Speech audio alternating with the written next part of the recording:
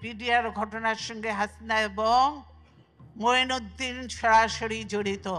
এই হত্যাকাণ্ড ঘটার পিছনে ওই বিএনপি জামাতেরও হাত ছিল। ২০০৯ সালের পিলখানা হত্যাকাণ্ডের ঘটনা নিয়ে রাজনৈতিক পর্যায়ে দোষারোপ হয়েছে আগেও। তবে আওয়ামী লীগ সরকারের পতনের পর নতুনভাবে সামনে আসছে নানা ধরনের অভিযোগ আর ষড়যন্ত্রের আলোচনা। বর্তমান স্বরাষ্ট্র উপদেষ্টাও বলেছেন পুনঃতদন্তের কথা, যিনি তৎকালীন সেনাবাহিনীর তদন্ত কমিটির দায়িত্বে ছিলেন। সঠিকভাবে এই হত্যাকাণ্ডের পূর্ণ তদন্ত ও ন্যায় বিচার প্রক্রিয়া শীঘ্রই শুরু করা হবে।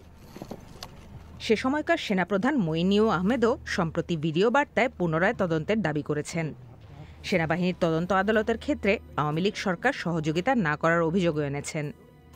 এর মধ্যে পিলখানা ট্র্যাজেডিতে ষড়যন্ত্রের অভিযোগ সহ রাষ্ট্রীয় হেফাজতে বাবার মৃত্যুর ঘটনায়